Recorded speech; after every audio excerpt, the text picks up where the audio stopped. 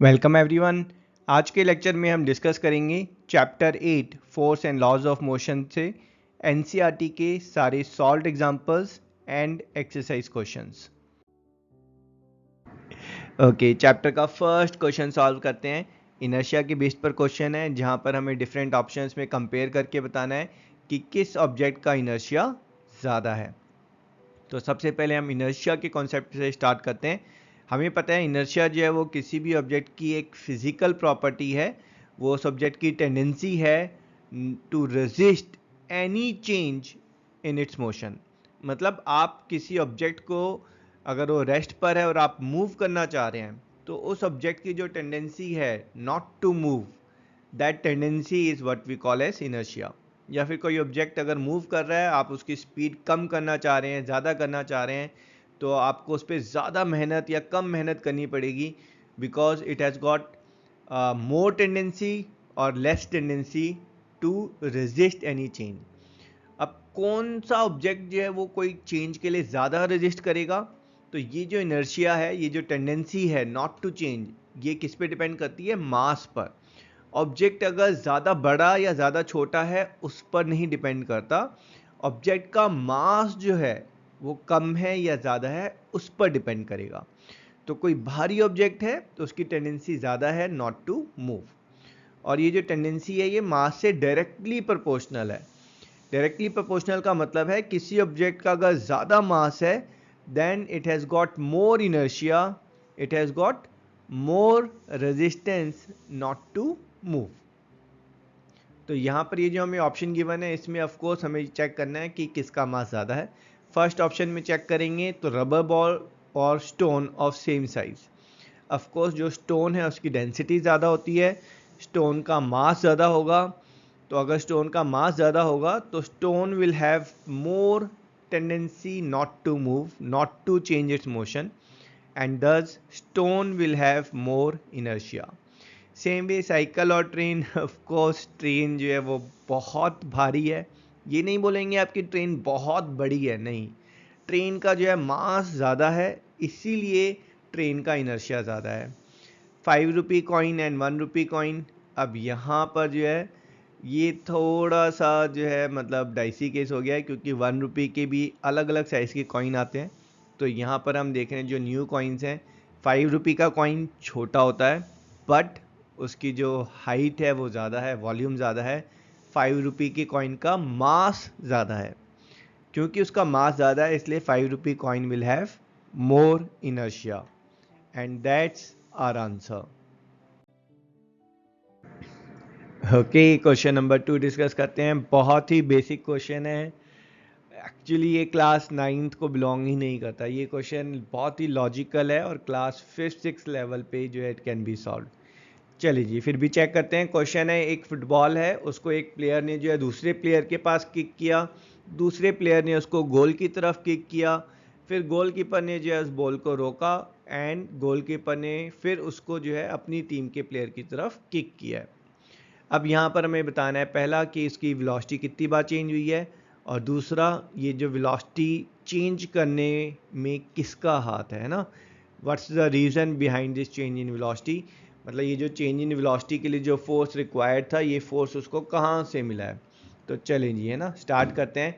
तो यहाँ पर जो फर्स्ट केस है, पहला केस है जहाँ पर आपकी वेलोसिटी चेंज हो रही है। ऑफ कोर्स जो पहला फुटबॉलर, जो पहला प्लेयर है, जब वो बॉल को किक करेगा तो बॉल की वेलोसिटी चेंज होगी।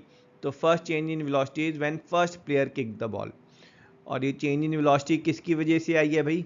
ये चेंज इन वेलोसिटी आई है आपका फुटबॉलर जो है, फर्स्ट जो फुटबॉलर है, फर्स्ट प्लेयर है, उसके किक की वजह से जो है ये चेंज इन वेलोसिटी आई है।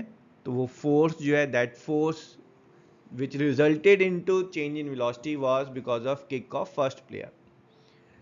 अब सेकेंड वेलोसिटी कब चेंज हो रही है? सेकेंड वेलोसिटी चेंज हो रही है जब सेकेंड प्लेयर उस बॉल को किक कर रहा है ना। सेकेंड प्लेयर किक करेगा तो बॉल जो है उसकी वेलोसिटी इंक्रीज होगी, और सेकेंड टाइम जब वेलोसिटी चेंज हो रही है उसका फोर्स कहाँ से आ रहा है? That force is coming from the kick of second player. है ना, फालतू क्वेश्चन है एक्चुअली में, बहुत ही फालतू क्वेश्चन है। थर्ड इज, थर्ड टाइम कब वेलोसिटी चेंज हो रही है? भाई ये बॉल जो है अब आगे जा रही है, हम इसमें इग्नोर कर रहे हैं कि कोई फ्रिक्शन फोर्स नहीं है ना। अगर फ्रिक्शन फोर्स होगा तो ग्राउंड और बॉल के बीच में friction force will result in to change in velocity, but यहाँ पर हम उसको अभी इग्नोर कर रहे हैं। तो थर्ड वेलोसिटी चेंज होगी जब गोलकीपर जो है उसको बॉल को अपने हाथों से रोकेगा, ठीक है। तो उस टाइम में वेलोसिटी चेंज हो रही है, और ये वेलोसिटी चेंज कौन कर रहा है? ऑफ कोर्स यहाँ पर जो फोर्स प्रोवाइड कर रहा है वो गोलकीपर प्रोवाइड कर रहा है, ठीक है। अब फोर्थ टाइम कब हो रही है? जब इस गोलकीपर ने ये बॉल जो है प्लेयर की तरफ किक किया है। अब जब गोलकीपर बॉल जो है वो प्लेयर की तरफ किक करेगा तो of course the velocity will increase again, ठीक है। यहाँ पर हम थोड़ा सा ना, अगर देखो वो अपोजिट डायरेक्शन में किक कर रहा है तो वेलोसिटी जो है वो नेगेटिव में ली जाएगी, ठीक है। बट वो जो नेगेटिव साइन है वो तो सिर्फ डायरेक्शन को डिनोट कर रहा होता है ना, इंक्रीज या डिक्रीज को नहीं करता है। तो यहाँ पर हम फिर भी यही बोलेंगे कि वेलोसिटी इंक्रीज कर रही है। और ये जो वेलोसिटी जो चेंज हुई है उसका फोर्स कहाँ से आया? Of course from the kick of goalkeeper, and that's our answer, ठीक है। That is the velocity. यहाँ पर पूछा गया था हमसे कि वेलोसिटी कितनी बार चेंज हो रही है, तो our answer is velocity is changing 4 times. चलें जी, क्वेश्चन नंबर 3 डिस्कस करते हैं। यहाँ पर हमें बताना है कि जब हम किसी ट्री को विगरसली शेक करते हैं तो ऐसा क्यों होता है कि उसकी जो लीव्स, स्पेशली जो ड्राई लीव्स हैं, वो नीचे गिर जाती हैं। So let's check the answer. तो यहाँ हम स्टार्ट कर रहे हैं एक ट्री से जो रेस्ट पर है। ट्री रेस्ट पर है तो उसकी जो लीव्स हैं they are also at rest. तो जब आप ट्री को विगरसली शेक कर रहे हैं, उसकी ब्रांचेस भी शेक हो रही हैं, तो ट्री जो है वो तो मोशन में आ गया है ना, ट्री और उसकी ब्रांचेस। बट लीव्स जो कि एट रेस्ट पर थी, they tend to remain at rest, है ना। ऐसा क्यों है? ऐसा न्यूटन्स फर्स्ट लॉ और इनर्शिया ऑफ रेस्ट की वजह से जो लीव्स रेस्ट पर हैं दे विल से कि भाई हम तो रेस्ट पर ही रहना चाहेंगे। बट लेकिन जो ट्री का जो ट्रंक है, ब्रांचेस हैं, वो मोशन में आ गए हैं, तो वो जो है they exert a force on the leaves कि भाई हम मूव कर रहे हैं तो हमारे साथ तुम भी मूव करो। और जैसे ही ट्री की ब्रांचेस से वो जो फोर्स है वो लीव्स के ऊपर पड़ता है, तो जो ड्राई लीव्स हैं जो कि बहुत वीकली अटैच्ड हैं ब्रांचेस के साथ, तो वो उस फोर्स की वजह से जो है वो जो कनेक्शन है वो टूट जाता है। तो जो लीव्स जो अच्छे से, ग्रीन लीव्स जो अच्छे से अटैच्ड हैं ब्रांचेस के साथ, they remain attached with the branches. और जो ड्राई लीव्स हैं जिनका लिंक जो है वीक होता है, they get detached and fall down, and that's our answer. Okay, fourth question discuss करते हैं। काफ़ी इंटरेस्टिंग क्वेश्चन है। यहाँ पर हमें बताना है कि जब कोई बस जो है, एक मूविंग बस सडनली ब्रेक लगाती है, तो ऐसा क्यों होता है कि उसके जो पैसेंजर्स हैं दे फॉल फॉरवर्ड। तो सारे पैसेंजर्स आगे की तरफ क्यों गिरते हैं। और सेकंड केस में हमें बताना है कि यही बस जब एकदम सडनली एक्सेलरेट करती है तो ऐसा क्यों होता है कि जो पैसेंजर्स हैं वो पीछे की तरफ गिरते हैं। जैसे यहाँ इस केस में डॉग जो है वो एकदम सडनली जो है जैसे आगे की तरफ मूव कर रहा है, स्लेज आगे की तरफ मूव कर रहा है, this kid is falling backward. तो पहले फर्स्ट केस डिस्कस करते हैं कि बस जो है वो सडनली ब्रेक लगा रही है तो पैसेंजर पीछे क्यों गिर रहे हैं। तो लेट्स कंसीडर अ बस इन मोशन। क्योंकि बस आगे की तरफ मूव कर रही है तो जितने भी पैसेंजर्स हैं they are also moving ahead, है ना, वो भी आगे मूव कर रहे हैं। और बिकॉज ऑफ द मोशन सारे जो पैसेंजर्स हैं they have got inertia of motion, that is their natural tendency is to keep moving forward. जो बस है, बस के पैसेंजर्स हैं, सारी चीज़ें आगे मूव करेंगी जब तक उनके ऊपर कोई फोर्स नहीं लगता, that's your inertia of motion. तो जैसे ही आगे की तरफ जाती हुई बस जो है वो ब्रेक लगाएगी तो बस के ऊपर तो फोर्स लग गया, तो बस जो है वो रुक जाएगी। अब बस के साथ अब जो पैसेंजर जो खड़े हैं, तो पैसेंजर्स का जो फुट है और जो बस है इनके बीच में फ्रिक्शनल फोर्स है, जिसकी वजह से बस जो है वो फुट के ऊपर फोर्स लगा रही है, आस्किंग इट टू स्टॉप कि भाई फुट तुम रुक जाओ। अब जो पैसेंजर का फुट है when it's stopping down because of frictional force, तो पैसेंजर की जो बॉडी है that was still in motion, वो अभी भी मोशन है because of inertia of motion, and that will tend to move ahead and because of inertia of motion जो upper body है वो आगे की तरफ गिर जाएगी। ठीक है, इसको वापस एक छोटी सी वीडियो से देखते हैं। यहाँ पर हमारे पास जो है पैसेंजर है। Now this bus is moving in forward direction, this passenger is standing here.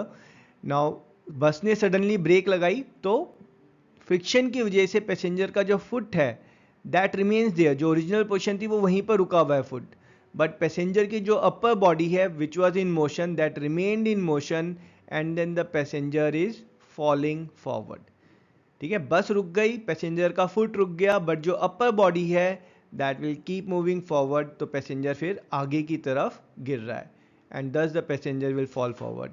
इसी केस में अगर जो है फ्रिक्शनल फोर्स नहीं होगा तो क्या होगा भाई, अगर फ्रिक्शनल फोर्स नहीं होगा तो जो पैसेंजर का फुट है उस पर भी कोई फोर्स नहीं लग रहा है, तो फिर पूरा का पूरा जो पैसेंजर है दैट इज मूविंग अहेड, वो पूरा पैसेंजर आगे मूव कर रहा है।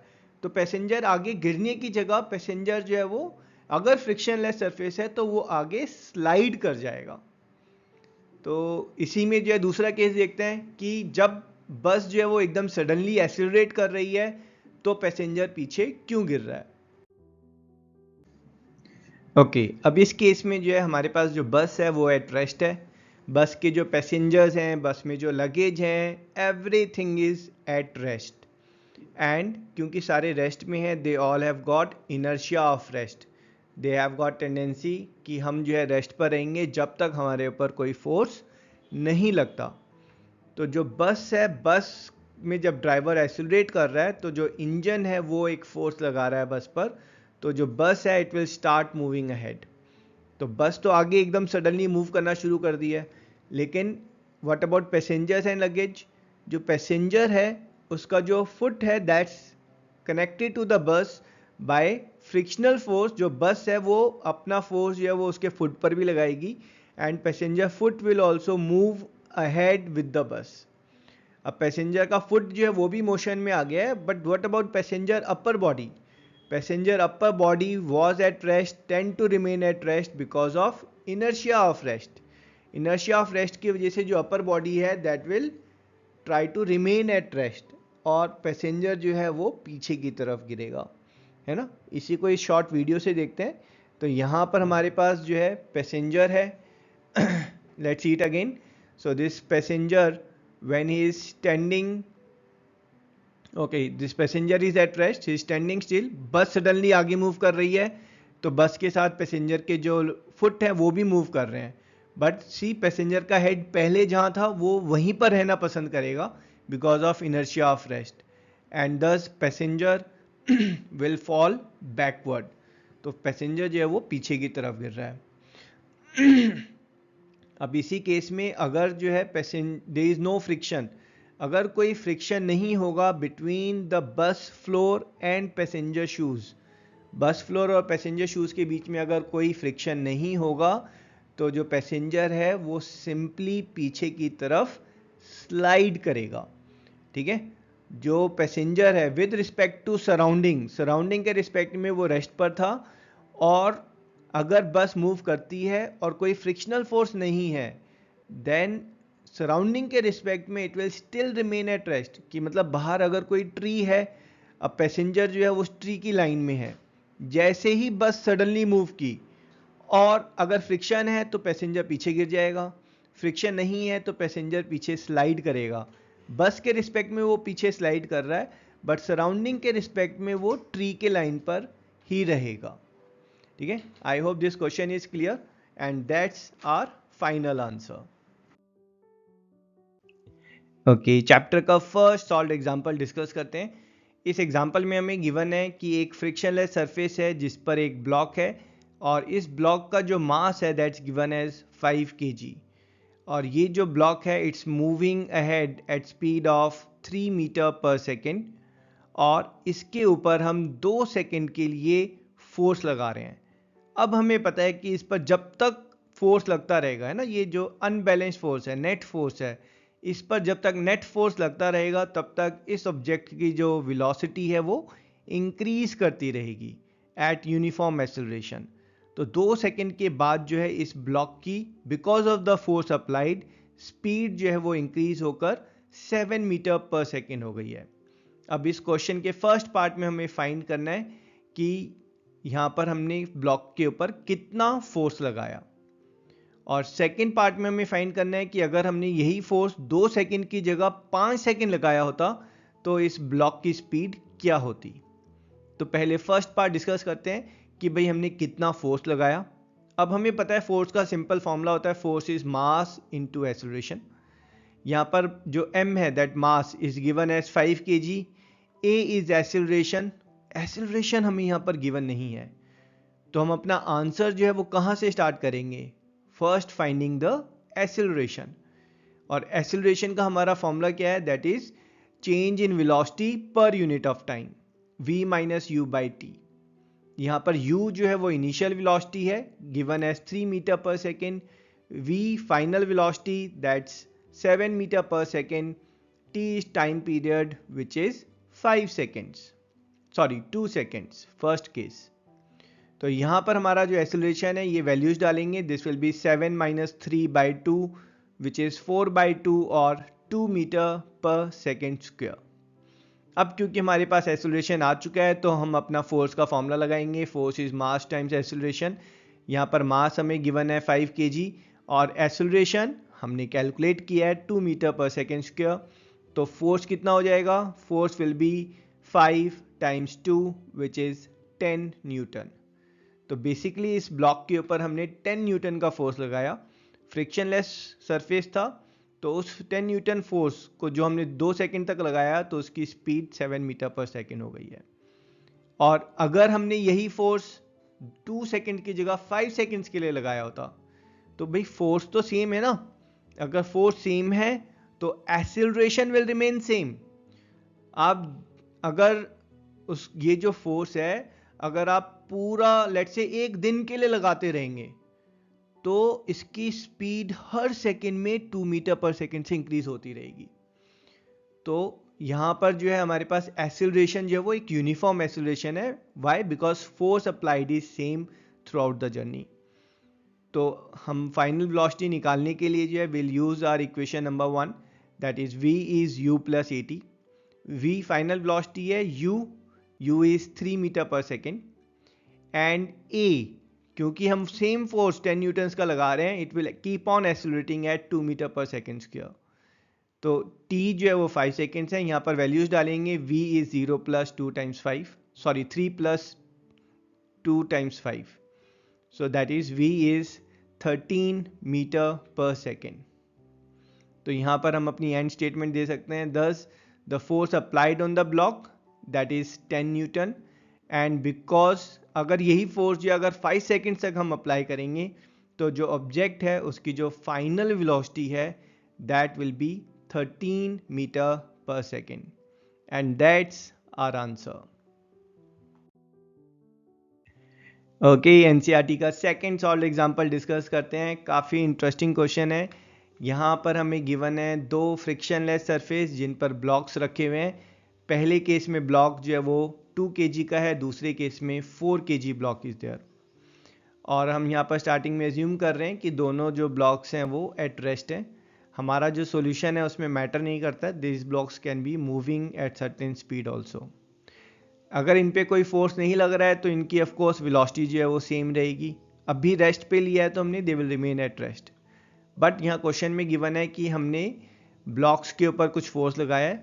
फर्स्ट ब्लॉक पर लेट से हमने F1 का फोर्स लगाया है, सेकेंड ब्लॉक पर F2 का फोर्स लगाया है। दोनों फोर्सेस डिफरेंट हैं। फर्स्ट ब्लॉक में क्योंकि आपने एक अनबैलेंस फोर्स लगाया है तो जब तक ये फोर्स लगता रहेगा ये ब्लॉक जो है इसकी स्पीड इंक्रीज होती रहेगी और ये एक्सेलरेट करता रहेगा। फर्स्ट केस में हमें एक्सेलरेशन गिवन है 5 metre per second square, that is ये जो ब्लॉक है इसकी 1 सेकेंड के बाद जो स्पीड है that will be 5 metre per second. दूसरे सेकेंड के बाद स्पीड जो है वो 10 मीटर पर सेकेंड हो जाएगी। दैट इज जब तक ये फोर्स लगता रहेगा इसकी स्पीड जो है वो 5 मीटर पर सेकेंड से हर सेकेंड में इंक्रीज होती रहेगी।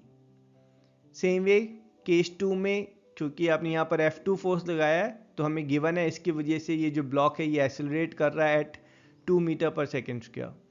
दैट इज इसकी जो स्पीड है वो हर सेकेंड जो है वो 2 मीटर पर सेकेंड से इंक्रीज कर रही है।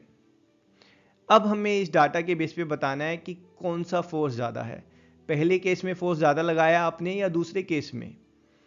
तो ऑफ कोर्स विल यूज़ हमारा जो फोर्स का फॉर्मूला है mass into acceleration. First case में हमें जो मास गिवन है दैट इज़ 2 kg और acceleration that's given as 5 metre per second square. इनका हम प्रोडक्ट लेंगे तो फोर्स विल बी 2 × 5 और 10 Newton. Second case exactly same, हमारे पास यहाँ पर मास जो है वो गिवन है 4 kg और जो एक्सेलरेशन है that's given as 2 metre per second square और फोर्स कितना हो जाएगा, that will B 4 times of 2 और 8 न्यूटन। तो यहाँ पर हम कंपेयर करके कह सकते हैं 10 जो फर्स्ट केस है, ठीक है, वहाँ पर ज़्यादा फोर्स रिक्वायर्ड है and that's our answer. Okay, NCERT का थर्ड सॉल्व्ड एग्जांपल डिस्कस करते हैं। काफ़ी इंटरेस्टिंग क्वेश्चन है। यहाँ पर हमें गिवन है एक road, frictionless road with a car और पैसेंजर का जो वेट है that's given to us as 1000 kg और ये कार जो है ये आगे की तरफ जा रही है at velocity of 108 kilometre per hour. Car में हमने ब्रेक्स लगाई हैं और जो ब्रेक्स हैं they act as an opposing force. Opposing force जो है ये इसकी वेलोसिटी को कम करेगा एंड इट्स गिवन, ये जो कार है it has come to rest और it has stopped after 4 second because of opposing force of brakes. तो इस डाटा को यूज करके हमें फाइंड करना है कि ये जो ब्रेक के थ्रू हमने कार पे जो फोर्स लगाया है उसकी वैल्यू कितनी है। तो फोर्स का फॉर्मूला होता है मास टाइम्स ऑफ एक्सेलरेशन। तो ये जो मास है that's given to us as 1000 kg। Acceleration ये गिवन नहीं है, तो एक्सेलरेशन सबसे पहले हम एक्सेलरेशन फाइंड करते हैं। Acceleration is change in velocity per unit of time और v minus u by T.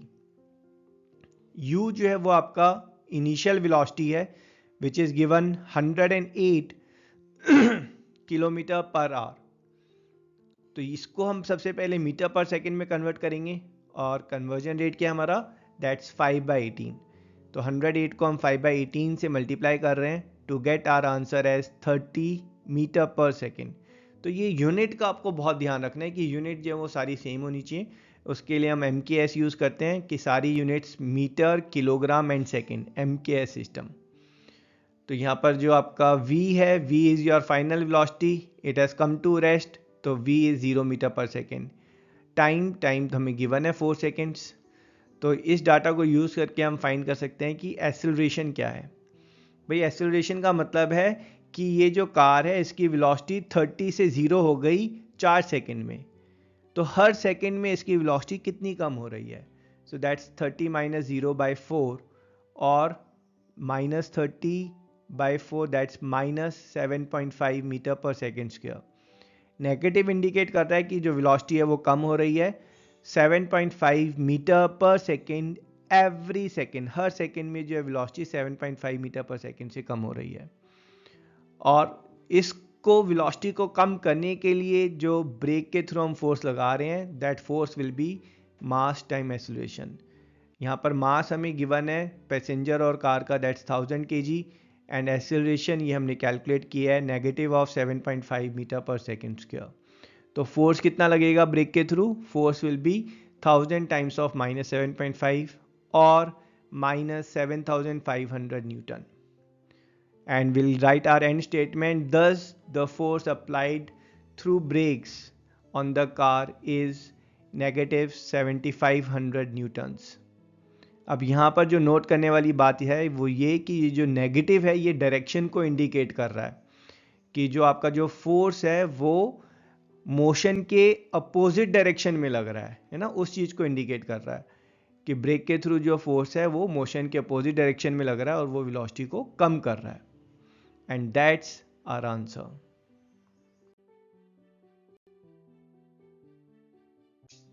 Okay, NCERT का फोर्थ सॉल्व्ड एग्जांपल डिस्कस करते हैं। यहाँ पर हमें गिवन है 2 ब्लॉक्स ऑन फ्रिक्शनलेस सरफेस।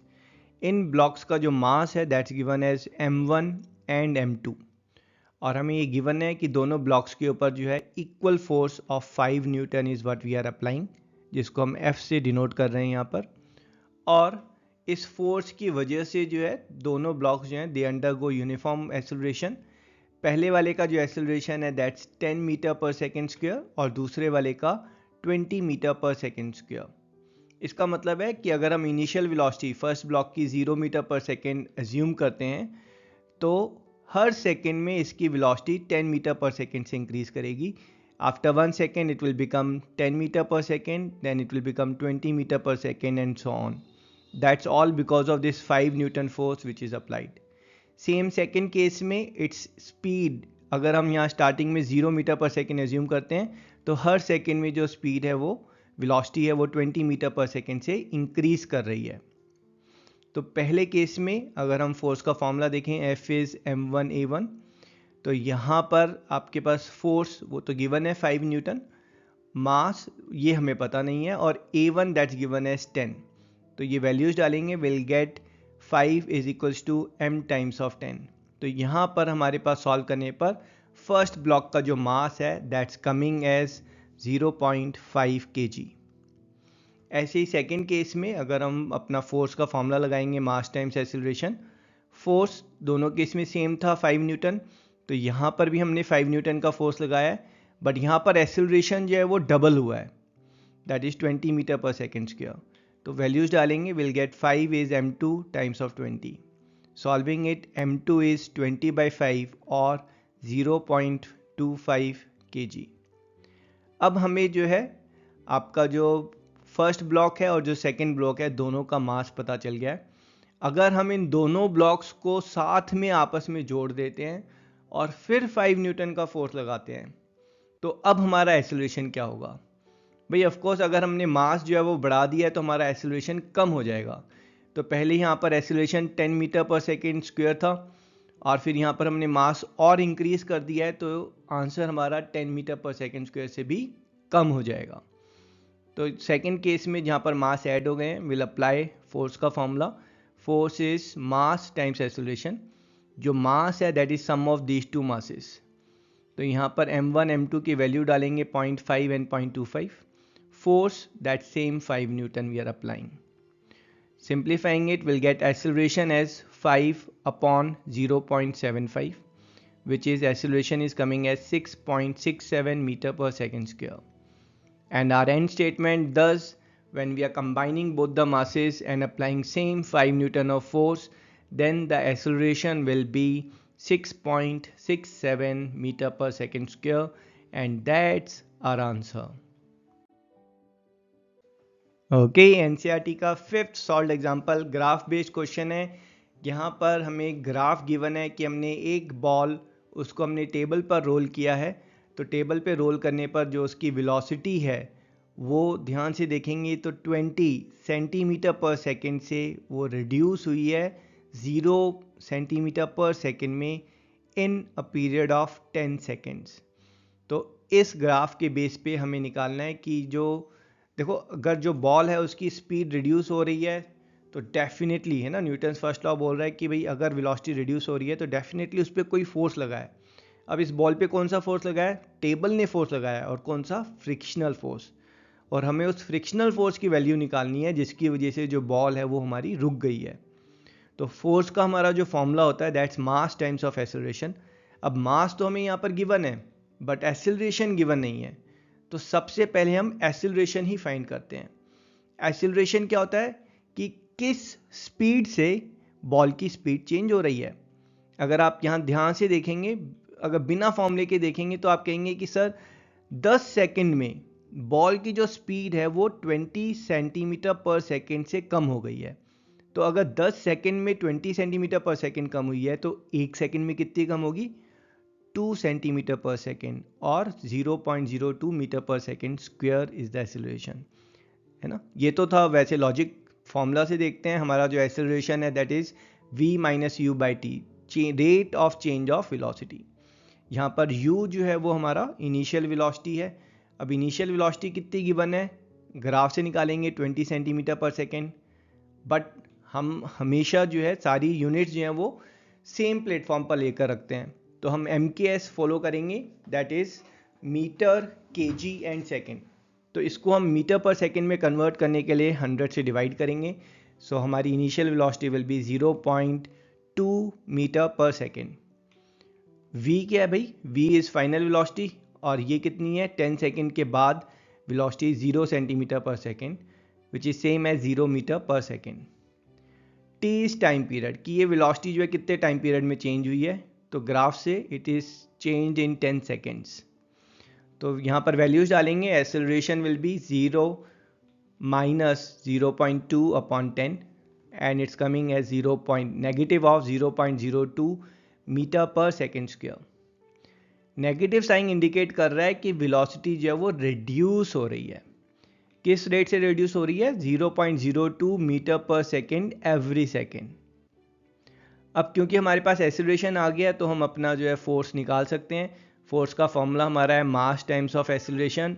हमें ध्यान सिर्फ ये देना है कि यहाँ पर जो मास है जो ग्राम्स में गिवन है, इसको आप पहले केजी में कन्वर्ट करेंगे।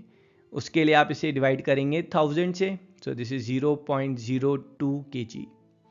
एक्सीलरेशन हमने ऑलरेडी कैलकुलेट किया है, नेगेटिव और 0.02 मीटर पर सेकेंड स्क्वायर। तो हमारा जो फोर्स है वो इन दोनों का प्रोडक्ट हो जाएगा, that is negative of 0.0004 Newton's.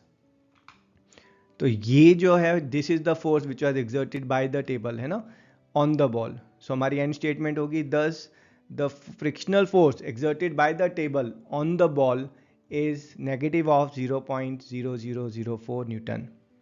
और यहाँ पर आप लास्ट में ना एक छोटी सी स्टेटमेंट लिख सकते हैं कि ये जो नेगेटिव साइन है ये सिर्फ इस चीज़ को इंडिकेट कर रहा है कि जो फोर्स है वो बॉल के मोशन के अपोजिट डायरेक्शन में लगा है ना, ताकि वो बॉल जो है उसकी वेलोसिटी कम हो। And that's our final answer. Okay, NCERT की मेन एक्सरसाइज का फर्स्ट क्वेश्चन चेक करते हैं।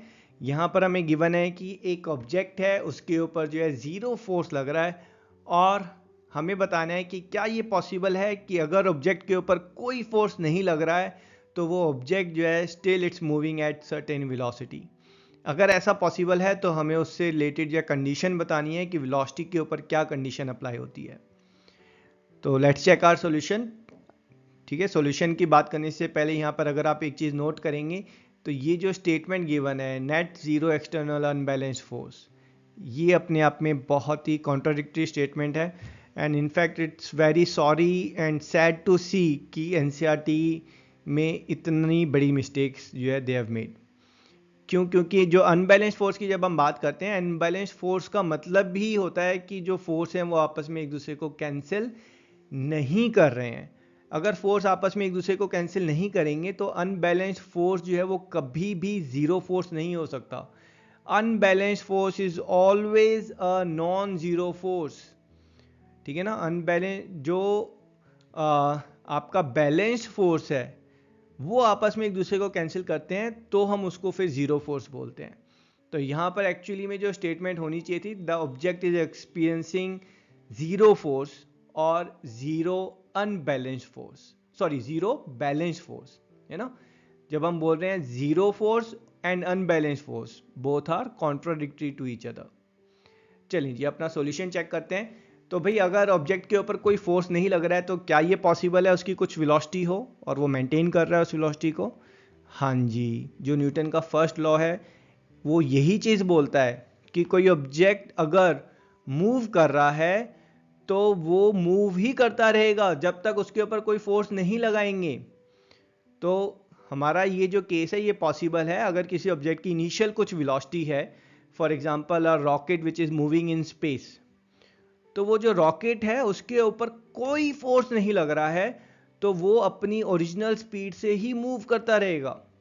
कहने का मतलब यह है कि अगर कोई रॉकेट स्पेस में मूव कर रहा है, ठीक है, एट 100 किलोमीटर पर second, very very fast, it will keep on moving like that through out it's life, जब तक उसके ऊपर कोई और फोर्स नहीं लगता उसको रोकने के लिए। मतलब उसको, उस रॉकेट को कोई इंजन का फोर्स नहीं चाहिए, कुछ नहीं चाहिए, और वो 100 किलोमीटर पर सेकेंड से ही मूव करता रहेगा। ठीक है जी, so that's what from Newton's first law of motion we are getting कि object which is already moving will keep on moving with constant velocity until some external force is applied on it। ठीक है, तो यहाँ पर इस particular case में अगर आप देखेंगे तो हमें गिवन है कि जो एक्सटर्नल फोर्स है वो ज़ीरो है। अगर एक्सटर्नल फोर्स ज़ीरो है तो इसका मतलब है कि force is mass into acceleration, तो जो ऑब्जेक्ट है उसका एक्सेलरेशन भी ज़ीरो होगा। और ऑब्जेक्ट का एक्सेलरेशन ज़ीरो है मतलब चेंज इन वेलोसिटी वो ज़ीरो है। चेंज इन वेलोसिटी ज़ीरो है मीन्स ऑब्जेक्ट जो है वो यूनिफॉर्म वेलोसिटी से मूव कर रहा है, ऑब्जेक्ट की वेलोसिटी जो है वो चेंज नहीं हो रही है। तो हमारे पास यहाँ पर जो कंडीशन होगी, कंडीशन ये होगी कि ऑब्जेक्ट की वेलोसिटी चेंज नहीं होनी चाहिए। दैट मीन्स वेलोसिटी का मैग्नीट्यूड जो है वो चेंज नहीं होना चाहिए, वेलोसिटी की डायरेक्शन जो है वो चेंज नहीं होनी चाहिए। That's the condition we have to impose. ठीक है, and that's our answer. Okay, second question check करते हैं। काफ़ी इंटरेस्टिंग क्वेश्चन है। यहाँ पर हमें बताना है कि भाई जब हम किसी कारपेट को विग्रसली शेक करते हैं या फिर उसको किसी स्टिक के साथ हिट करते हैं तो ऐसा क्यों होता है कि जो उसके अंदर की जो डस्ट है वो बाहर आ जाती है।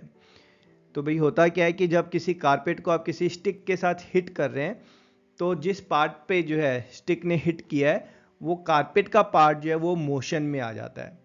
ठीक है, लेकिन जब हम डस्ट की बात करते हैं तो डस्ट कहता है कि भाई I am following first law of motion.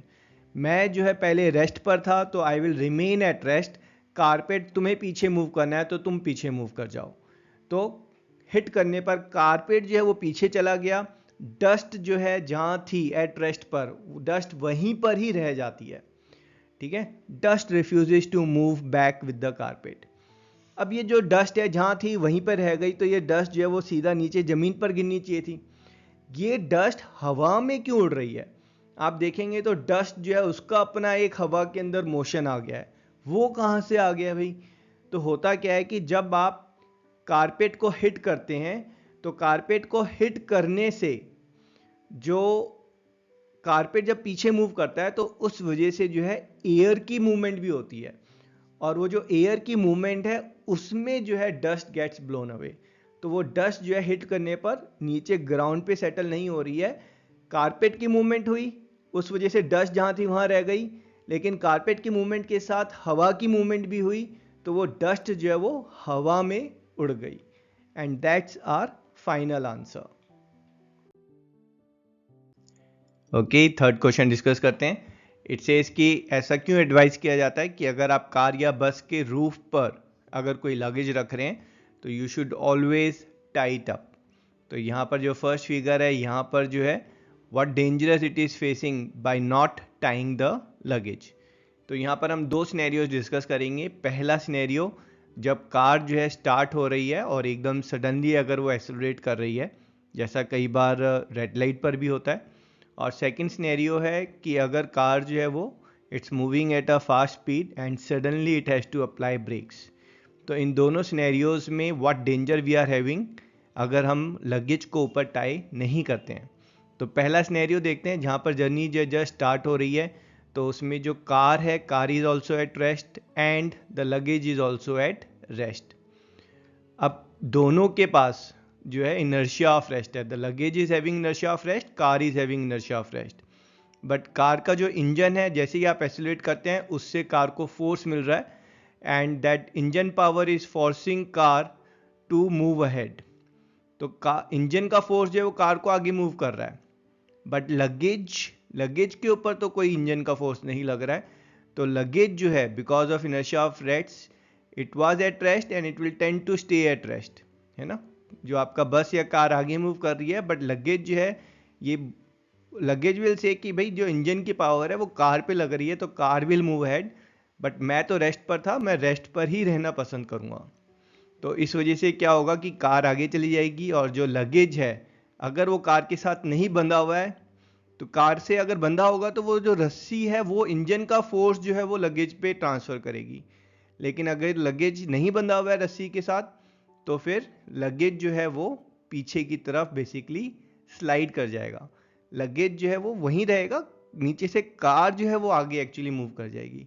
तो let's see the scenario, car जो जैसे ही आगे मूव करेगी लगेज जो पीछे था वो वहीं पर रहेगा और नीचे फॉल डाउन कर जाएगा।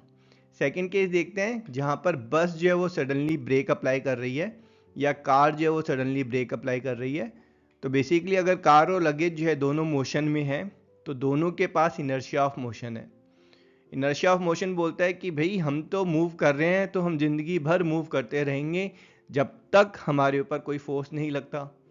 तो कार या बस के ऊपर तो फोर्स लग रहा है, कौन सा? ब्रेक का।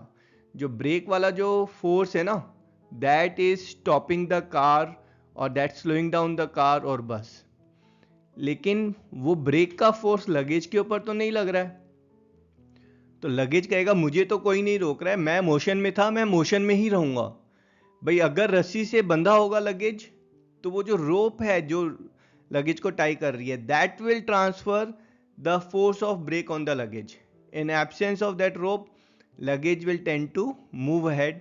तो जैसे ही कार रुकेगी, जो लगेज है वो जो है आगे की तरफ स्लाइड करेगा, है ना। And that's our answer.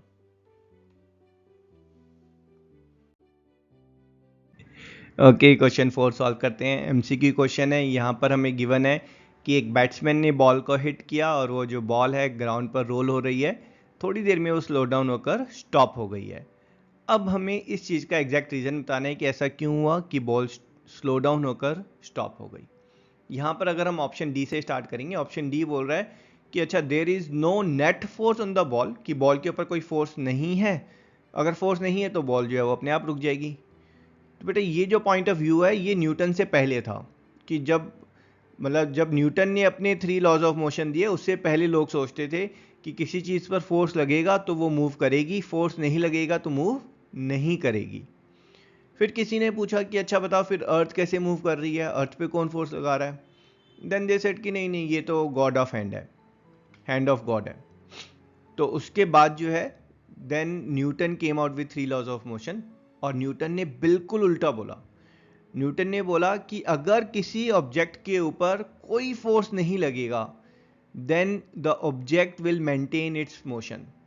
तो यहाँ पर जो बॉल है, अगर बॉल के ऊपर कोई फोर्स नहीं लगेगा, फोर्स नहीं लगेगा मतलब कोई नेट फोर्स नहीं है, कोई अनबैलेंस फोर्स नहीं लग रहा है बॉल के ऊपर, है ना, देन बॉल जो है वो रुकेगी नहीं, है ना। That's what is Newton first law of motion, कि जब तक जो है बॉल के ऊपर कोई फोर्स नहीं लगेगा ball will maintain its motion.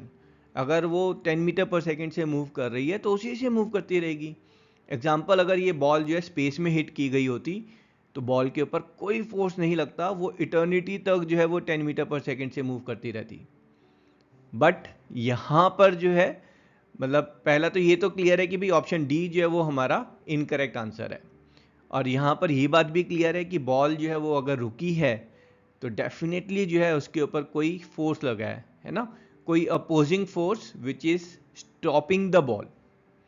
ठीक है, तो यहाँ पर ये बात क्लियर है कि जो ऑप्शन सी है वो हमारा करेक्ट आंसर है, that is there is a force on the ball opposing the motion. Force नहीं होगा तो वो इटर्निटी तक मूव करती रहती। और यहाँ पर इस पर्टिकुलर केस में वो फोर्स कौन सा है? हाँ जी, वो फोर्स हमारा है आपका frictional force, friction between the ball and the ground and friction between and air resistance you can say, है ना। ये जो दो फोर्सेस हैं ये बॉल को स्लो डाउन कर रहे हैं and eventually it stops down, and that's our answer. Okay, fifth question काफ़ी इंटरेस्टिंग न्यूमेरिकल है। यहाँ पर हमें गिवन है एक ट्रक जो जर्नी स्टार्ट कर रहा है from rest and important part moving with constant acceleration, और वो जो है 20 सेकेंड्स में 400 मीटर का डिस्टेंस कवर कर रहा है। ये डाटा यूज़ करके हमें फाइंड करना है कि उसका एक्सेलरेशन कितना है, और ये ट्रक को ये एक्सेलरेशन देने के लिए जो आपका इंजन है वो कितना फोर्स लगा रहा है ट्रक पर, और ट्रक का जो मास है दैट्स गिवन है 7 टन्स। तो भाई पहली बात यहाँ पर जो है अगर हमें फोर्स निकालना है तो फोर्स का formula is mass into acceleration, तो बेसिकली हमें एक्सेलरेशन निकालना है। और एक्सेलरेशन अगर हमें निकालना है, कांस्टेंट एक्सेलरेशन का केस है। कांस्टेंट एक्सेलरेशन में आपको याद होगा हम सबसे पहले स्टार्ट करते हैं अपने 5 variable u, v, a, s और t से। हर क्वेश्चन में जो कांस्टेंट एक्सेलरेशन का क्वेश्चन है, इन 5 में से कोई भी 3 वेरिएबल की वैल्यू पक्का गिवन होगी, है ना। हो सकता है कुछ हिडन हो but it will be given. और सबसे पहले आपको वो तीनों वैल्यूज डिस्कवर करनी है। u इज इनिशियल वेलोसिटी, ये थोड़ा हिडन था, ट्रक रेस्ट से स्टार्ट कर रहा है So yes, initial velocity is given 0 meter per second. Final velocity it's not given, acceleration not given, displacement yes 200 meters, sorry 400 meter, time is 20 seconds. अब हमारे पास 5 में से 3 वेरिएबल आ चुके हैं और हम अपने कांस्टेंट एक्सेलरेशन वाले जो फॉर्मूलाज हैं उसकी लिस्ट में हम वो फॉर्मूला सेलेक्ट करेंगे जिसमें ये जो 3 गिवन वेरिएबल हैं और फोर्थ एक्सेलरेशन ये चारों वेरिएबल यूज़ हो रखे हों। तो यहाँ पर ईजियर क्या है कि you go for this fifth variable v। आप वो फॉर्मूला लें जिसमें v यूज़ नहीं हो रहा है and that formula is your equation number 2। तो आप यहाँ पर सेकेंड इक्वेशन जो है उसको यूज़ करेंगे। आपका डिस्प्लेसमेंट है 400, u is 0, t is 20 seconds, a is what you have to find. Simplify करेंगे you will get 400 is 200a और a is 0.5 meter, sorry 2 metre per second square, that's 400 by 200। अब हमारे पास एक्सेलरेशन आ चुका है, हमें मास भी गिवन है, हमें फाइंड करना है फोर्स। फोर्स का हमारा फॉर्मूला है मास टाइम्स एक्सेलरेशन। यहाँ पर मास हमें गिवन है 7 tons. Only thing is force की जो यूनिट है न्यूटन है ना, for that you have to have mass in kg and distance और acceleration in metre per second square. तो ये 7 टन को आप केजी में कन्वर्ट करें, 1 ton is 1000 kg, so this is 7000 kg. Acceleration ये हमने ऑलरेडी फाइंड किया 2 मीटर पर सेकेंड स्क्वायर। ये वैल्यूज़ आप डालेंगे तो फोर्स आपका आ जाएगा 7000 टाइम्स 2 और 14000 Newton. End of course our and statement, thus the truck will have an acceleration of 2 meter per second square and the force acting on the truck is 14,000 Newton, and that's our answer. Okay 6 question solve करते हैं। काफ़ी interesting numerical है। यहाँ पर हमें given है कि एक आइस सरफेस पे हमने 1 kg स्टोन को 20 मीटर पर सेकेंड से फेंका है एंड सरप्राइजिंगली ये जो स्टोन है ये 50 मीटर पे आके रुक गया है। तो भाई Newton's first law of motion बोलता है कि किसी चीज़ का को रोकने के लिए आपको पक्का उस पर कोई फोर्स लगाना पड़ा होगा, है ना। तो ये जो स्टोन है इसके ऊपर जो अपोजिंग फोर्स लगा है to stop it, that opposing force is the friction between the stone and that ice surface. तो अब हमें इस डाटा को यूज़ करके उस फ्रिक्शनल फोर्स की वैल्यू निकालनी है कि भाई कितना फ्रिक्शनल फोर्स था बिटवीन स्टोन एंड आइस। तो फोर्स का फॉर्मूला हमें पता है मास टाइम्स ऑफ एक्सेलरेशन। तो भाई स्टोन को रोकने के लिए जो फोर्स लगा दैट्स एफ, स्टोन का mass that's 1 kg and stone की जो स्पीड है उस फ्रिक्शनल फोर्स से वो किस रेट से कम हुई है, अगर वो हमें मिल जाए तो हम इस फोर्स को निकाल सकते हैं। तो यहाँ पर ये जो एक्सेलरेशन है हम अज्यूम कर रहे हैं कि ये यूनिफॉर्म एक्सेलरेशन है। So it's a case of uniform acceleration, और यूनिफॉर्म एक्सेलरेशन में we deal with 5 variables u, v, a, s, t। और यहाँ पर हमें पता है हमेशा कोई 3 वेरिएबल्स की वैल्यू गिवन होती है और बाकी 2 में से 1 या 2 वेरिएबल हमें फाइंड करने होते हैं। यहाँ पर हमें वैल्यू कौन सी गिवन है, इनिशियल वेलोसिटी, हाँ जी ये तो गिवन है 20 meter per second. v final velocity, हाँ जी stone has come to rest, है ना, तो final velocity 0 metre per second. a is acceleration, तो फोर्स निकालने के लिए हमें यही एक्सीलरेशन है जिसकी वैल्यू चाहिए। और s डिस्प्लेसमेंट, हाँ जी ये गिवन है हमें 50 मीटर। टाइम गिवन नहीं है और हम इंटरेस्टेड भी नहीं है। अब हमें जो आपका यूनिफॉर्म एक्सीलरेशन की जो 4 इक्वेशंस हैं उनमें से उस इक्वेशन को सिलेक्ट करना है जहां पर ये टाइम नहीं यूज हो रहा हो, है ना। ये जो 3 गिवन वेरिएबल हैं वो होना चाहिए और a जो हमें निकालना है वो वेरिएबल यूज होना चाहिए। तो इनमें से थर्ड इक्वेशन, इसमें जो है टाइम यूज नहीं हो रहा है ना। तो यहां पर हम आगे सॉल्व करने के लिए a की वैल्यू निकालने के लिए हम थर्ड इक्वेशन यूज कर रहे हैं। यहाँ पर v जो है उसको हम डालेंगे 0, u is 20 and s is 50। इस इक्वेशन को सिंप्लीफाई करते हैं, this is -400 is 100a and a acceleration that's coming as -4 metre per second square. इसका मतलब है ये जो स्टोन फेंका था उसकी वेलोसिटी 4 मीटर पर सेकंड से कम हो रही है हर सेकंड में। क्योंकि जो वेलोसिटी है वो कम हो रही है, इसलिए हमारा एक्सेलरेशन नेगेटिव में आ रहा है। और ये वेलोसिटी कम क्यों हो रही है? क्योंकि स्टोन के ऊपर फ्रिक्शन फोर्स लग रहा है ना। और वो जो फ्रिक्शनल फोर्स लग रहा है उसका जो फॉर्मूला है that is mass time of acceleration. और यहाँ पर मास हमें गिवन है 1 kg। ऑफ कोर्स फोर्स की यूनिट अगर आप न्यूटन में चाहते हैं तो हमेशा मास जो है वो केजी में लेना पड़ेगा और एक्सेलरेशन जो है वो मीटर पर सेकेंड स्क्वायर में। तो mass is 1 kg and acceleration that we have calculated as -4 meter per second square. Putting this value, force will be 1 time -4 or -4 Newton. यहाँ पर जो नेगेटिव साइन है दैट इंडिकेट्स कि जो force है वो स्टोन के मोशन के अपोजिट डायरेक्शन में लग रहा है और वो उसकी वेलोसिटी कम कर रहा है। And thus R and statement, the force of friction between stone and ice is -4 newton. And that's our answer. चलें जी, 7th क्वेश्चन सॉल्व करते हैं। यहाँ पर हमें गिवन है एक ट्रेन जिसका इंजन जो है वो 8000 kg का है। पीछे जो 5 डब्बे हैं, हर डब्बे का जो वेट है, मास है, दैट्स 2000 kg। जो इंजन है it can exert a force of 40,000 Newton. लेकिन प्रॉब्लम ये है कि जो आपका ट्रेन और ट्रैक है उसके बीच में जो फ्रिक्शन है उसमें 5000 न्यूटन फोर्स जो है वो हमारा वेस्ट हो रहा है। अब हमें यहाँ पर फाइंड करना है number 1 the net accelerating force and number 2 the acceleration of train. तो नेट एक्सेलरेटिंग फोर्स में यहाँ पर ध्यान दें कि जो इंजन है उसका जो टोटल फोर्स है वो है 40,000 न्यूटन, लेकिन इसमें से 5000 न्यूटन जो है that's getting used to overcome friction. तो हमारे पास जो नेट फोर्स जो बचा दैट इज ओनली 35,000 न्यूटन। और सिर्फ ये जो 35,000 न्यूटन का फोर्स है ये यूज हो रहा है टू चेंज और to increase the speed of engine और train. And thus we can say जो ट्रेन को एक्सेलरेट जो फोर्स कर रहा है एक्चुअली में दैट्स ओनली 35,000 न्यूटन। अब बी पार्ट में हमें फाइंड करना है एक्सेलरेशन ऑफ द ट्रेन। तो भाई ट्रेन के एक्सेलरेशन के लिए अब जो फोर्स आप कंसीडर करेंगे वो 40,000 न्यूटन नहीं करेंगे, आप नेट फोर्स जो अवेलेबल है दैट्स 35,000, इसको आप कंसीडर करेंगे। तो आपका जो फोर्स का जो फॉर्मूला होता है, force is mass times acceleration.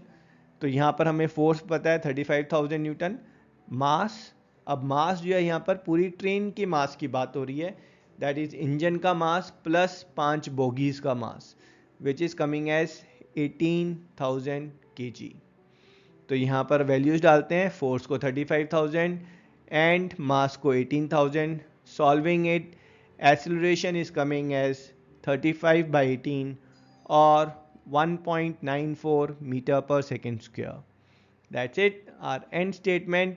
Thus, the net accelerating force is 35,000 Newton and the train acceleration is 1.94 meter per second square, and that's our answer. Okay, 8th question solve करते हैं। पूरे chapter का ये सबसे easy numerical है। यहाँ पर हमें गिवन है एक automobile vehicle, let's assume it's a car with passenger and it has a mass of 1500 kg। और अब हमें बताना है कि व्हीकल और रोड के बीच में जो है कितना फोर्स लगना चाहिए कि ये जो व्हीकल है ये एक्सेलरेट करे eight -1.7 metre per second square से। नेगेटिव का मतलब है कि ये जो फोर्स है ये इसकी स्पीड को कम करे। 1.7 मीटर पर सेकेंड स्क्वायर का मतलब है कि जो स्पीड कम करने का जो रेट है वो 1.7 मीटर पर सेकेंड होना चाहिए हर सेकेंड में। ठीक है जी। तो पहला तो ये जो फोर्स है between the vehicle and the road, ये एक फ्रिक्शनल फोर्स है। ठीक है, और फ्रिक्शनल फोर्स जो है वो एक अपोजिंग फोर्स होता है, इसलिए यहाँ पर जो एक्सेलरेशन है वो नेगेटिव है। तो हमें जो फोर्स निकालना है कार के ऊपर जो फोर्स लग रहा है, तो दैट फोर्स फॉर्मूला तो सेम है, force is mass times acceleration. यहाँ पे हमें कार का जो मास है वो गिवन है 1500 kg और जो एक्सेलरेशन है जिस रेट से जो है इस फोर्स की वजह से स्पीड कम होनी शुरू होगी और स्पीड कम होने का जो रेट है, एक्सेलरेशन है, that's 1.7 metre per second square, है ना। बट क्योंकि स्पीड कम हो रही है तो acceleration will B negative acceleration. हमें मास पता है, एक्सेलरेशन पता है, डायरेक्ट फॉर्मूला लगेगा, इसलिए मैंने बोला सबसे इजी क्वेश्चन है पूरे चैप्टर का। तो फोर्स कितना हो जाएगा, 1500 टाइम्स नेगेटिव ऑफ 1.7, है ना। इस क्वेश्चन में सिर्फ मुश्किल पार्ट क्या है, ये जो कैलकुलेशन है ये भी इतनी मुश्किल नहीं है, but still this is negative of 2550 Newton. जो फ्रिक्शनल फोर्स है between the car and the road, that force is 2550 Newton. ये कार की स्पीड को अपोज कर रहा है, इसीलिए जो है ये नेगेटिव में है। और ये जो फोर्स है इसकी वजह से कार की स्पीड कम होनी शुरू हो जाएगी। डजेंट मैटर कार की ओरिजिनल स्पीड क्या थी, कार की स्पीड अगर ओरिजिनली 100 है तो एक सेकेंड के बाद 98.3, फिर उसके एक सेकेंड के बाद इट विल बी 96.4, है ना, like that 96.6, like that the car speed will keep on reducing. अगर कार की original speed 5 metre per second है तो एक सेकेंड के बाद 3.3 मीटर पर सेकेंड। तो इस फोर्स की वजह से कार की स्पीड जो है वो कम हो रही है ना। तो हमारा यहाँ पर जो एंड स्टेटमेंट आएगी, दस the force, frictional force between the car and the road to reduce or for it to accelerate at 1.7 meter per second square is negative of 2550 Newton. और यहाँ पर जो है आप एंड स्टेटमेंट के साथ एक छोटा सा नोट भी ऐड कर सकते हैं कि ये जो नेगेटिव साइन है फोर्स का, इट्स जस्ट इम्प्लाइंग कि जो फोर्स है वो व्हीकल के मोशन के अपोजिट डायरेक्शन में है, वो व्हीकल की वेलोसिटी कम कर रहा है। And that's our answer. Okay, ninth question MCQ question है। यहाँ पर हमें बताना है कि मोमेंटम किसके इक्वल है। तो सबसे पहले ये जाने कि जो मोमेंटम है that is representing quantity of motion. Quantity of motion का मतलब है कि मोमेंटम जो है वो मतलब कोई ऑब्जेक्ट जो है किसी भी चीज़ पर कितना इम्पैक्ट कैरी करेगा, ठीक है, because of its motion, that's what is quantity of motion. तो भाई अगर एक लेट्स से एक छोटा सा ऑब्जेक्ट है बट बहुत ज़्यादा वेलोसिटी है, then it will have lot of impact. जैसे कि बुलेट है ना, बुलेट का मास कम होता है लेकिन वेलोसिटी बहुत हाई है तो it carries lot of impact. But क्या हाई वेलोसिटी ही रिक्वायर्ड है लार्ज इम्पैक्ट के लिए?